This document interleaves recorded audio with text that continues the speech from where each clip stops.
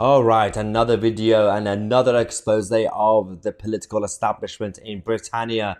We've talked about Sue Gray earlier today. We've talked about Harriet Harman's cousin, a senior civil servant who's getting a knighthood after throwing Boris Johnson under the bus. And now, Harriet Harman's Privileges Committee. There's now more evidence against Bernard Jenkins, who brought down Boris Johnson alongside Harriet Harman in the, again, part of the Privileges Committee, which acted and they pretended to be like a legal court, and they pretended to be like lawyers and judges and the jury and the executioner at this point.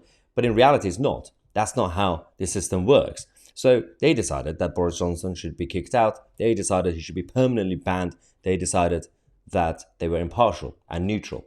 Then we discovered that Bernard Jenkins broke the lockdown rules himself. He had a party with cake. Yes, cake for his wife. Yes, and Jenkins.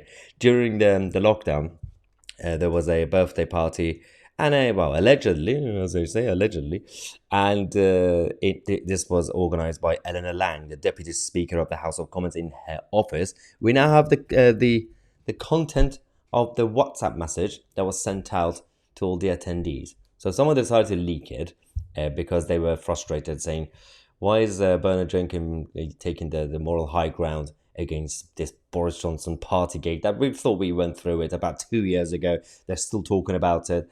So let's probably expose him because he's a hypocrite, because he himself broke the rules alongside his wife, Anna Lang, and many others.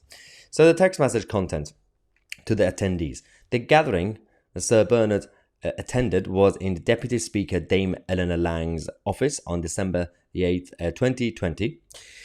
When indoor socializing was banned in England. In her invitation, Baroness Jenkins offered birthday drinks for a few of our favourite people next Wednesday on the 8th, 6:30 to 7:30, in Ellen Lang's conference room in the House of Commons. The message concluded, X and. Hang on, 6:30 to 7:30.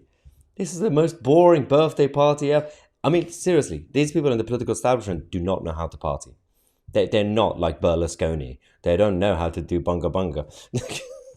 It's such. I mean, the Partygate footage and images that we have from Downing Street, from Tory HQ, they were some of the most boring parties I've seen in my life. So this one was a birthday party for an hour apparently. Guess I don't know. She booked the room or something. I don't know, for some sort of business purpose. And now the evidence is being exposed.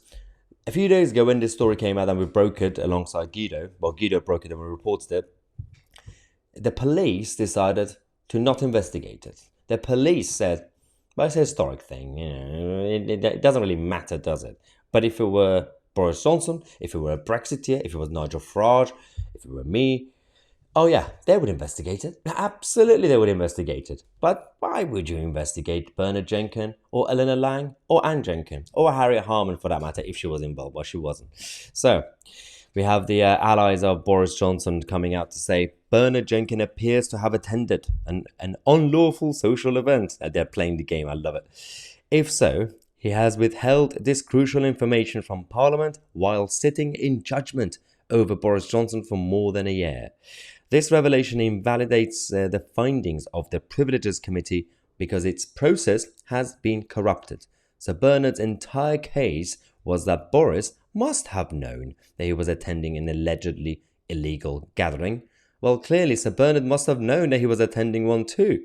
This matter must be investigated by Parliament immediately.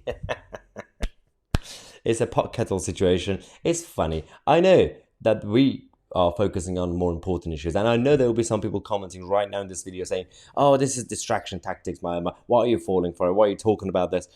I can multitask, guys. I can talk about this topic and I can talk about other topics later on throughout the day and tomorrow as well and the rest of the week. We can multitask. We have to talk about these things because otherwise the mainstream media will get away with their own version of narrative. Truth matters. Facts matter. It's got nothing to do with Boris Johnson and his birthday cake that he didn't even eat. Poor guy. I'm guessing Carrie had him on some sort of diet. But it's about the truth. It's about the integrity of our democracy that's completely been undermined on a regular basis. And we have to talk about how when there's an establishment stitch-up, or layman terms, coup happening, we have to talk about it. At the same time, talk about what's going on with Bill Gates in China, for example, which we did yesterday. Talk about what's going on with the World Health Organization pandemic treaty. We will talk about all these things, but it also matters. Anyway, during the investigation headed by the former Labour Deputy Leader Harriet Harman, Sir Bernard said, "The rules were clear. They were for everyone, and no one is above the law. And that is the only right thing, and those in power should lead by example." How's that going for the Metropolitan Police, considering the police said, I don't think we should really look into it. If there's a formal complaint, we'll start to look into it again. And I believe, as we are hearing today, because of this new evidence, there is a new report that's going to be sent out to the police. So we will wait for the reaction from the Metropolitan Police over the next day or two to see whether they will decide to fully investigate this or, oh, it's just a historic matter, let's just move on, guys. Anyway, let me know what you think about this chaos of the British establishment. I'm Mahyar Tousi, and we are the media.